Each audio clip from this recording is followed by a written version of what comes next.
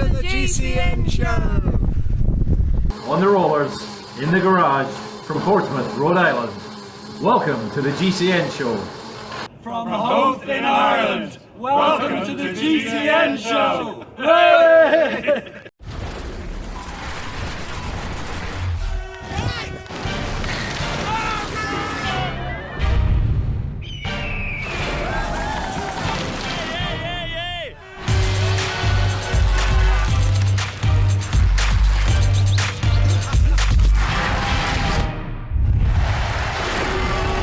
Welcome to the GCN Show. Coming up this week, we've got Sandstorm cycle boxing. Nairo Quintana is on fire and the lightest production frame in the world.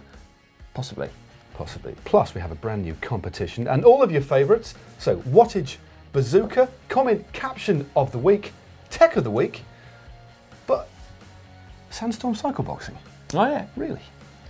Kind of. Now, us cyclists aren't exactly renowned for our ability to brawl and fight. No. In fact, we're most often ridiculed for it. Yeah. But that doesn't stop fights in the Peloton from happening. Now, take just last week. Now, Marcel Kittel of Quick Step Floors not only had to contend with swirling sandstorms on his way to victory in the Tour of Dubai, but also the flying elbow of Astana's Andrey Grivko in a crosswind tussle that ended up with the German powerhouse crossing the line bloodied and bruised, and Grivko ejected from the race. And it was just your typical crosswind, wasn't it? Everyone fighting for position in the echelon, a time in the race that is going to be make or break, so tensions are understandably running high. Apparently, Marcel Kittel barged Grivko off the wheel in front, which is kind of almost fair enough, given that Kittel was in the race lead, and that is just part and parcel of it. But Grivko didn't think that. He responded by elbowing Kittel in the face, causing a deep cut above his left eye where he made contact, and leaving Kittel looking like he'd been in a boxing match as opposed to a bike race. Although, to be fair, Marcel Kittel always kind of looks a little bit like he's been in a boxing match, or at least he's about to start one, given that he firstly is massive, and secondly bears a more than striking resemblance to Dolph Lundgren. Are you sure that's Dolph Lundgren, not Marcel Kittel, working out this winter? Yeah. I'm not sure. We need to check that one. He looks in good shape, but unfortunately, there was no actual footage or TV footage of the incident itself. But what we've managed to do using these tiny cycling figurines is crudely reenact what played out on the roads of Dubai. Kittel, going back down the line here, played by an actor with a beard, leaning on Grivko. And Grivko, well, he's having none of it. Oh, Ouch! Oh, that's nasty. Yeah. Now, unfortunately for Andrey Grivko, there are around 20 other witnesses to this rather nasty incident, and he was duly disqualified not long after crossing the line. Now, his Astana team did actually issue a full apology very quickly to the German rider. Now, although Andrey Grivko himself admitted on his Facebook page to striking Marcel Kittel, it was hardly a full apology. He accused the German of, and I quote, endangering the lives and health of athletes because of his selfishness. Now, even if he had apologised, Kittel wasn't exactly in the mood to accept one. What makes you say that? It was this tweet: "I won't accept an apology for this." Oh, crikey. Yeah. Although Kittel, a little bit later on, did lighten the mood a little bit with this tweet. Wow. That is another pair of shining man boobs. There's been a lot of them in the show, Four man hasn't there? boobs in quick Yeah. succession. Crikey, Is that blimey. must be a personal best for the GCN show? Certainly a GCN show record, yeah. Now, whatever your view on that incident, there is no excuse whatsoever for elbowing or punching another rider. Off the bike is bad enough, but on the bike at close to 50k an hour, that's dangerous, reckless, stupid, potentially. But despite all of those things, as we said earlier, Peloton fighting is not exactly new. It certainly isn't. Things, without a shadow of a doubt, often get very, very heated in the midst of the Peloton. With all that adrenaline pumping, the red mist can often descend. Now take that famous spat at the 1995 Vuelta a España between Raymond Arrieta and Leonardo Sirera. Well, it was more of a dance than an actual fight, and I kind of urge you to check that out on YouTube if you can. Yeah, it was a bit like capoeira in cycling shoes, wasn't it? Unlike this classic from the 2010 Tour de France, there is Rui Costa lamping Alfredo with a front wheel, not even his own front wheel. Oh, oof, look at that. All I can say, Matt, is I'm glad that wasn't a front wheel with a disc brake, because otherwise things would have got ugly. Although that looks quite ugly. That's right pretty now. ugly. That is bad, isn't a it? sort of a dance right there. Right, moving swiftly on from that one. Lord, that took a sinister turn, It didn't it? certainly did. Yeah. Who is your ultimate cycling fighting champion, you think? Out of all the eras, who is the fightiest? It has to be one of my favourite cyclists of all time. He did have a bit of a dark streak. It's Bernard Hinault, the Blaireau, the Badger. In 1994 at Paris-Nice, sorry, 1984 in Paris-Nice, he famously punched a protester in the face, and more recently, when working for the Tour de France, whilst on the podium dressed in chinos and a casual shirt, punched another protester. You wouldn't want to cross Bernard Hinault. You would No never way. want to mess with a Badger, would you? No way. Now, after all of that, we must stress again that this kind of behaviour cannot be condoned. There is no place for it in cycling. The moral of the story is that Marcel Kittel ended up winning the race overall, and Grivko was disqualified and is potentially facing a lengthy ban as well. So, fighting doesn't pay. Don't do it. Time now for Dom's tweet of the week, and Dom has chosen a tweet this week from Brian Holm, one of the direct sportives at Quick Step Floors, good mate of Mark Cavendish. Brian Holm tweets, "Love this fat boy, but I think he's got a motor inside because he's 6 kilograms too heavy and won 30 stages at the Tour de France at 60 minutes," referring of course to that US documentary about motors or not in bikes. Yeah. It's a very good point. Well made, Brian. Indeed. Not about Mark. Don't think that's true, does it? No. You know. Said with love. Or is Mark 6k too heavy? Perhaps not, but who knows? If he's won 30 stages of the Tour de France, you Doesn't say matter. no. It does not matter. It's now time for cycling shorts. Only a month or so into retirement, and Bradley Wiggins has got himself a sporting injury. No, it's not cycling. He actually injured himself during preparation for a British TV show called The Jump, where him and his fellow competitors have to undertake various winter sports. Although that initial injury didn't seem to stop him, because he won actually the first slalom in show number 1. Yeah, Flying. and to be fair, he looked like he was genuinely quite serious about it, Yeah, didn't he? focused. Yeah, well, that'll be interesting to see how that pans out. Now, back to cyclists that are actually currently racing bikes. And despite it only being February, we have some stats for you. Oh yeah, courtesy of the Inner Ring, who has kindly added them all up. Quickstep Floors currently absolutely smashing it. They've got 10 victories already this year. Orica Scott, not too far behind there, with 7. And then BMC are 6. But perhaps unsurprisingly, there are a number of teams that are still yet to make their mark, although amongst them are Bora Hansgrohe with Peter Sagan and Dimension Data for Quebecer with Mark Cavendish. That is a little, I'm sure they get off the mark very soon, but that's a big lead from Quickstep's already this season, isn't it? Yeah. Now, from points to the UCI's extreme weather protocol. Now, Nice segue, mate. India, thank you very much indeed. Now, it's been put into use on 2 occasions in the last week. The first of which was over in the Tour of Dubai, where due to fierce, ridiculously strong sandstorms and winds, of course, Stage 4 never actually got underway. But also over in Spain, the Tour of Valencia was had its final stage curtailed due to strong winds. Instead of a road stage, it became a 35-kilometre crit, which prompted some riders, I'm looking at you, Daniel Martin, to take to Twitter and actually wonder whether or not 180 rider strong 35k crit was in fact any safer than a road stage. You might have a point, but still. Away from racing now, and something extreme but quite different side. Okay, Right. Get this. Now, BBC News reported last week that Jungju Lee from Korea, who's a mad Liverpool Football Club fanatic and cycling nut, get this, he spent 235 days riding across the globe, 10,000 miles, all to see his favourite football team in action. Wow.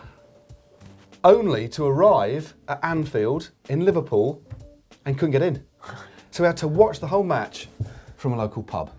That is brutal, isn't it? Now, fortunately, Liverpool FC got wind of his plight, and they then arranged tickets for him for the following match, and indeed a guided tour of the stadium. But there is no word on how he's going to get home yet.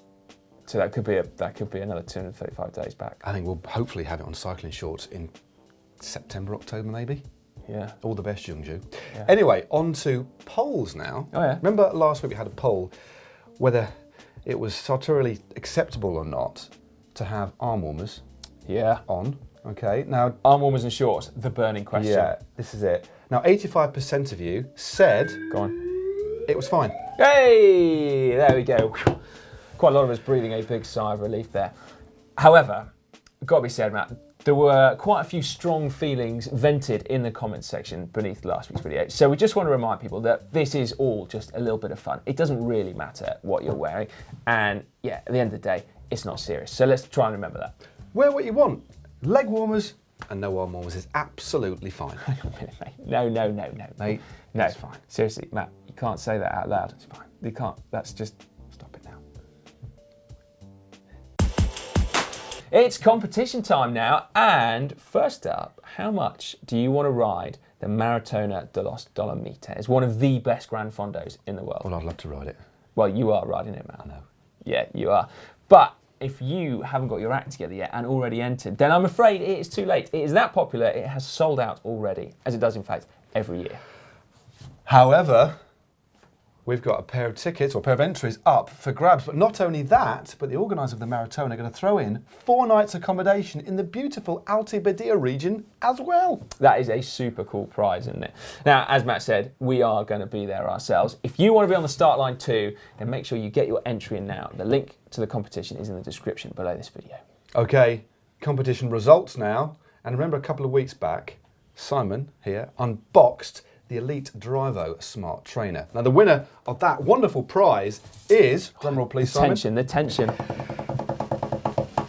It's Peter Darlem from Belgium. Well done, Peter. Yeah, congratulations, Fantastic. Peter. If your name isn't Peter Darlem and you don't live in Belgium, then I'm sorry, you weren't lucky this time. But Peter Darlem make only. sure you get your entry in now for the Cyclops Hammer trainer that I unboxed this weekend, because that is another amazing smart trainer. So maybe you'll win this time. It's a competition cornucopia. It's pretty nuts, isn't it? It has been a fantastic week for new tech. Now, first up, Canyon have released a new super light Ultimate called the Ultimate Evo. Now, it really is light. Get this. The frame weighs in at 665 grams and the forks a mere 270 grams. That is light. That is super light, isn't it? And we've been doing a little bit of hunting around, and we think that depending on how Canyon have weighed this, so what size the bike is, whether it was painted, whether they've included bottle bolts and so forth, that they may well have created the lightest production bike in the world.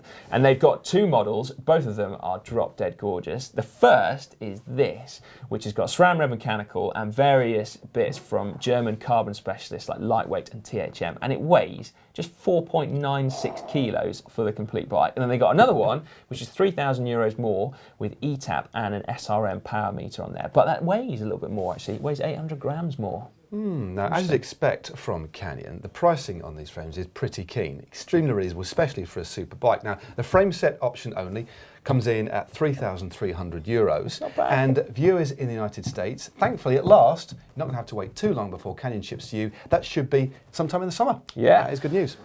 Interesting, Matt, to see whether or not this next bike challenges it for lightweight, because it is from super light stock. It is the Cervelo R5 that is very much still in prototype form, or at least it's still under wraps at the Tour of Dubai. Literally under wraps. It is literally under wraps. It is literally under wraps. Now, our friend Kaylee Fretz from Vela News took a closer look at this particular steed with our very own Dan Lloyd. Check this out. So we are now at Team Dimension Data's tent, and we found this on the roof, which the mechanics have kindly taken off for us, and it looks like a brand new Cervelo, Kaylee.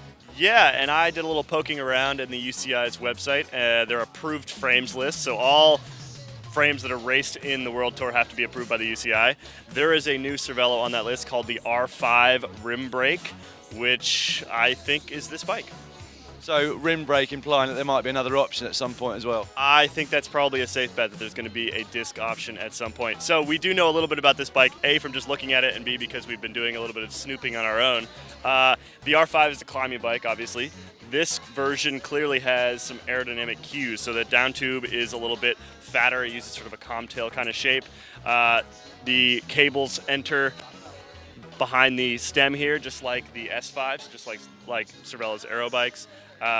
We do know that this is just a temporary wrap, and we're going to see the final 2017 colorway around the Giro. Now, one thing that we found out that has emerged from Cervelo is that they seem to have tweaked the geometry of the bike too. So a much shorter head tube and slightly more stable as well, apparently.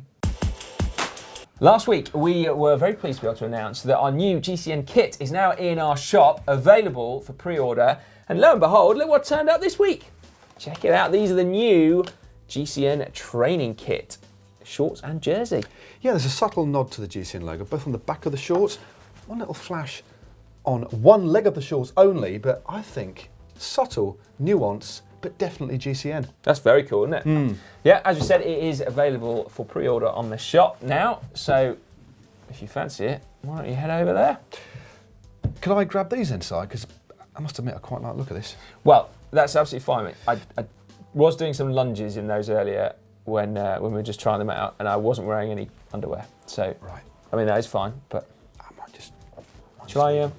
Yeah, just far away. I'll just take.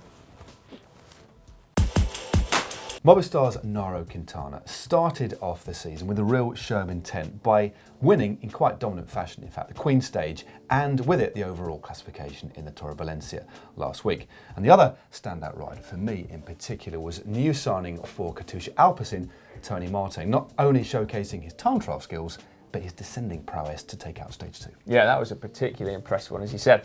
Now, the racing season has also continued to pace down in Australia. The Herald Sun Tour had 3 Sky riders take victories, but none of them were Chris Froome, despite the fact that he was indeed on the start line. He finished 6th overall on GC in the end, which is slightly different from arch rival Nairo Quintana, one has to say, but the overall of that race was taken by Damien Housen of Orica Scott. That was a good ride by him, Definitely. mainly due to that stage 1 solo victory, in fact. He is a fine prospect. Watch out for him in the next couple of years without shadow of a doubt. Over in France at the Étoile de Bessage, it was Lilian Camjan of Direct Énergie who took the win there. And of course, the Tour de Dubai was won in quite dominant fashion, despite being elbowed in the face by Marcel Kittel of Quick Step Floors, who took 3 stage wins in the process. Yeah. And your mate took a stage as well. Oh, yeah, Johnny D. Yeah. Fist bump. No. He would. I know He would fist bump you if he was Just a there. camera though, isn't it? A bit silly that was. It's time now for hack / got it right, bodge of the week. Yeah, and we're going to start with this one sent in by Martin Seaback. And that is a bodge of epic proportions. Oh. Just to put it in context, that is a brake block nailed to another brake block. I've got no idea why. He's played it safe though with 2 nails, to be fair. Oh man, that's so dodgy, it's not true. That is a quality Not bodge. overly aesthetically pleasing either. This next one took some explanation for me, because it's effectively a Coke can gaffer taped to a set of handlebars.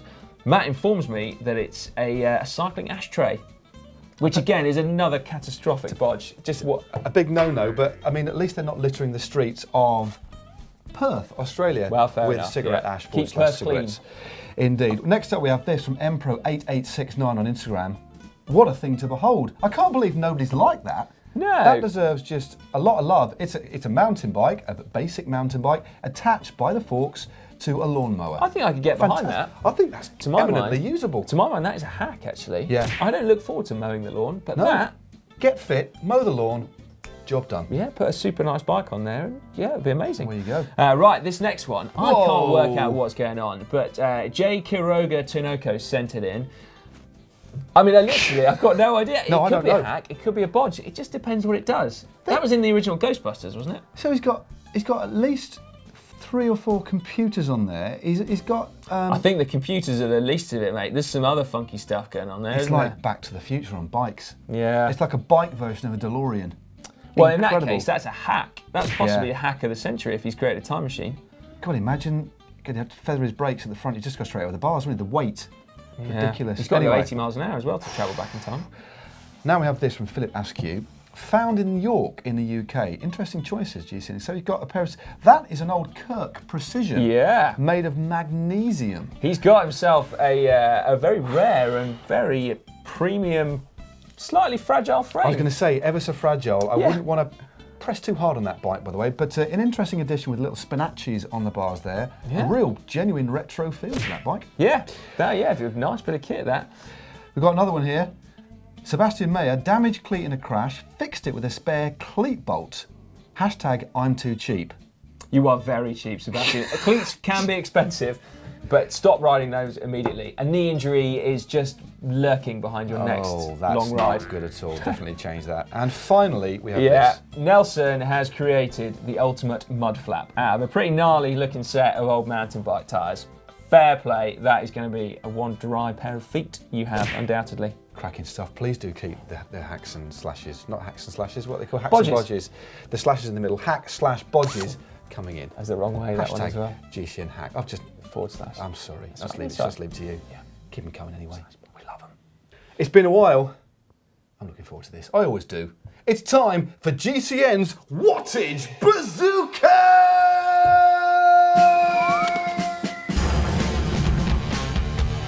I tell you what, it does feel like it's been a while since you did that. You all right, mate? It's been a bit long. All right, this week's Pro Wattage Bazooka goes to Mohawi Kunis of Team Dimension Data for his barnstorming ride up the Alto de las Costa. That's Mas de la right. Costa? Mas de la Costa. Yeah, that's the bad boy. Anyway, he put in the ride of his career so far to hold Nairo Quintana's rampaging back wheel for 2 kilometres and then still holding on to finish a fantastic second on that stage. That really was a ride, wasn't it? Superb. It's a breakthrough ride. Superb and well deserved. Absolutely. There you go. Indeed. Well, meanwhile, the amateur Wattage Bazooka goes to Lucy Snow, who did her first ever FTP test whilst riding on Zwift. So well done to you. One tip though, clean your bike next time. Oh, Well done, Lucy. But clean your bike. oh, man. Sorry, I had to be said. Right, fair enough. Caption time now, and first of all, we're going to announce the winner of last week's Caption competition. Winner of a GCN Camelback water bottle. All right, the photo was this one, which is pretty much usual cyclocross carnage, and the winner is Jens Freder Rasmussen, who said, "Welcome to Matt Stevens School of Cyclocross." It's a compliment, mate. Look, if Lars Bohm is an alumni of your school, then you're doing something right, because he's obviously former world cross champ, 2008, went on to Fair win a stage play. of the Tour de France. That's a Well, compliment. and it got 31 likes. Yeah. So I love that actually. So Yeah, it's, there we go. it's warming to. So A bottle and well you've done. made Matt happy. It's en route to you, Ian. Now this week we have this picture of our friend John Degenkolb of Trek Segafredo. Shall I start you off? Go on, mate. So Matt, I make a better coffee than you. Why German, is, German accents aren't my strength, so I went No, it's- Italian. yeah. For the Why is it Segafredo link. Ah, Yeah. okay. Think- Well, I think guys, you can it's probably open get to you. If you think you can beat Matt and his caption, just put it in the conversation down below. You can win yourself a bead-on. Yeah. Camelback. I think you better put that back, mate. That's not got your name on it this week. And sorry, I John. tried. Sorry, John. Thanks for being such a good sport. We've got some cracking comments for comments of the week. So let's get things started with these couple of comments underneath how to sprint with Marcel Kittel. Well, and of course, Lloydie took on the sprint legend. First up, we have this from Craig Little. I've never seen someone with whiter legs than their socks. Someone get Dan into a tanning salon. We do need to do that, really, don't we? What colour socks was you wearing? You couldn't tell. All right. TCX Choi says, Dan's so pale. The sun hit him and reflected so much, I had to turn down the brightness of my monitor so I don't blind myself. Dan's not that pale, he's just British. That's just what we all look like at this time of year. Istvan Yakso left a very interesting comment under the Kaylee Fretz tech video. He said, men wearing tight pants should be banned. And I was thinking, Istvan, which GCN videos do you tolerate? Because It's pretty much all pretty people wearing much- tight pants. The entire channel is kind of built upon that kind of ethos almost, I mean, technically it's isn't it? loosely packaged up as cycling, but basically it's all wearing tight trousers, isn't it? And then another one from that video from John Kion. Take your bag off, red shirt guy. To which Kaylee Fretz, he said, hey, red shirt guy here. Dan makes me carry all the extra camera gear. He's something of a prima donna since Kittel taught him how to sprint so well. Now, Kaylee is technically lying, actually, because Dan has quite a large entourage to carry all his stuff, doesn't he? his hair So, products, I don't stuff know like what that. was in Kaylee's bag, but there was, it wasn't Dan's stuff because he's already got people for that. Indeed. Well, the next three comments are underneath our FTP test with our very own Johnny Bevan, voice of Caramel Bevan, as he is known amongst friends. 3 comments on his voice and his appearance. First up, this from Liam Sangakow, voice like chocolate, face the colour of a beet.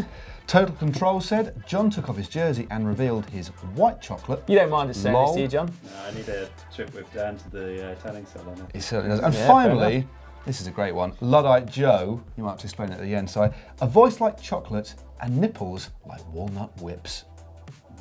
Yeah. A walnut whip, by the way, is a British confectionery chocolate. Looks much like I've never thought it looked like a nipple before, but But they kind of do, don't they? Like a big brown chocolate nipple.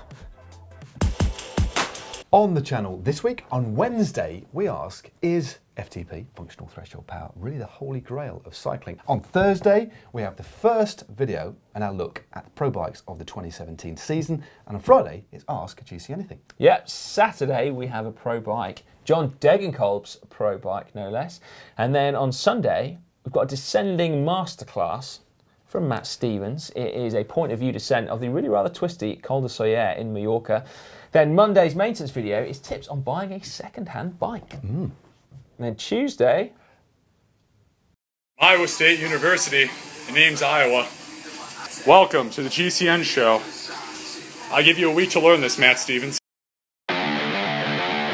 It's time now for Extreme Corner. And this week we've got a very special preview clip of a stage finish at the 2017 Giro d'Italia. Have a look at what's in store for the riders.